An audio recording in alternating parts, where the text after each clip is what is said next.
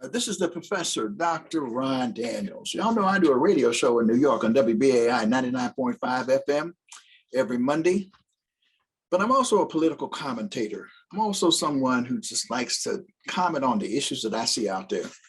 And I have a very energetic team that keeps telling me that I should occasionally, do a little commentary. So I'm gonna do a little commentary tonight. And that commentary has to do with what I've just witnessed.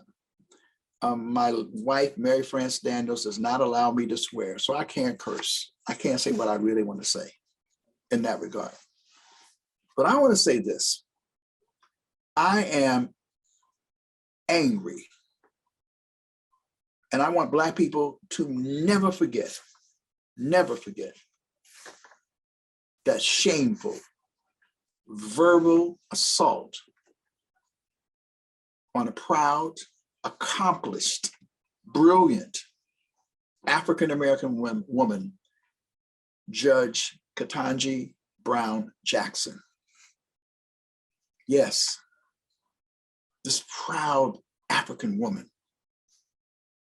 who has been raised by a wonderful family, believing, as often Black people have in this country, loving America, as one basketball coach, Jock Rivers, said, when America would not even love us.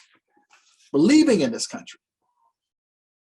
Biden, for whatever his flaws may be, and frankly, I don't see as many flaws as some people do, except messaging. He made a promise to nominate a Black woman for the Supreme Court of the United States. He made that nomination. There's no reason why she should not sail through the nomination process. She's overqualified for the position. And what do we witness? We witness some wimps. And I say wimps because these same white men who shrivel,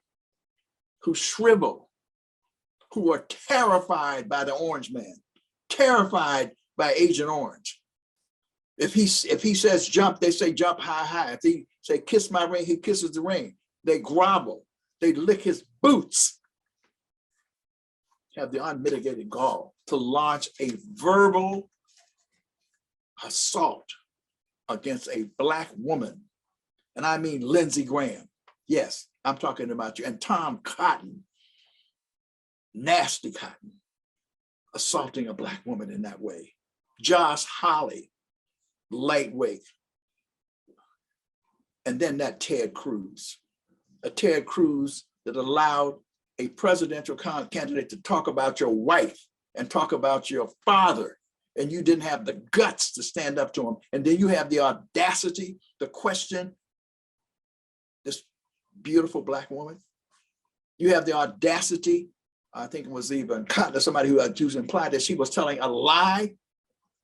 The same people who would allow a white man, Kavanaugh, to get up and talk smack to the Senate of the United States.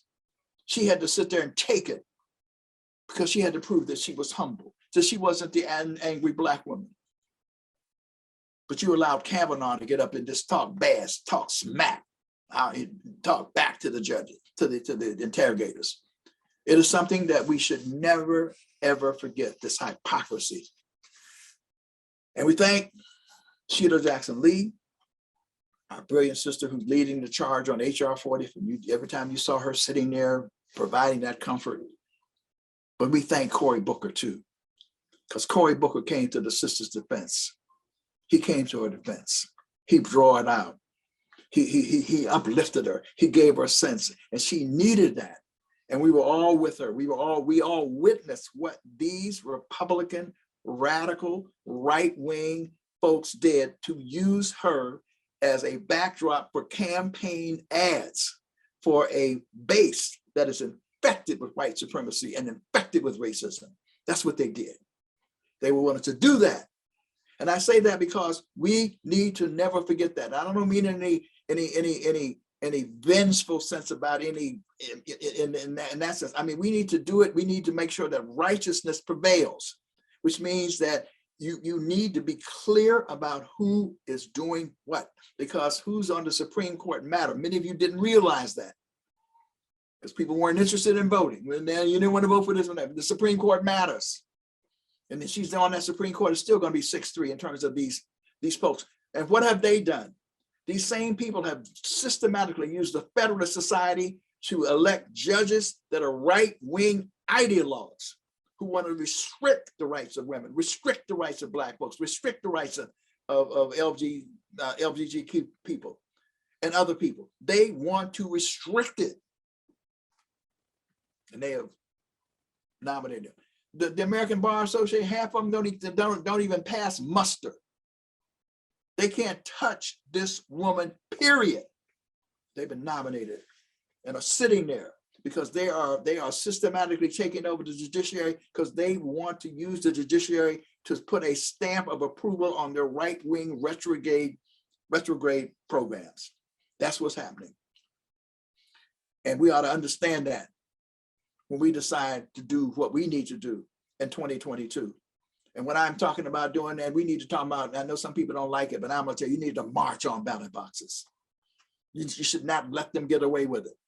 None of them. They're sitting in, and even Romney and some of them, we don't like it. But when it comes up to it, how many of them are actually gonna vote for her? They will line up in opposition to her. Might get 1 or 2 votes. Line up in opposition to her. We need to know on whose side we are, and it's not perfect. But these right-wing, white nationalist, white supremacy forces need to be resisted. And we saw it emanating, and we saw it reflected in what happened. Aretha Franklin said, you need to respect. You need to respect. You need to respect Black women. You need to respect Black women. And so we need to make it our business to never forget what these white nationalist oriented white men did in their verbal assault on the Honorable, soon to be Supreme Court Justice Ketanji Brown Jackson. We must never forget. Never forget. That's all for today.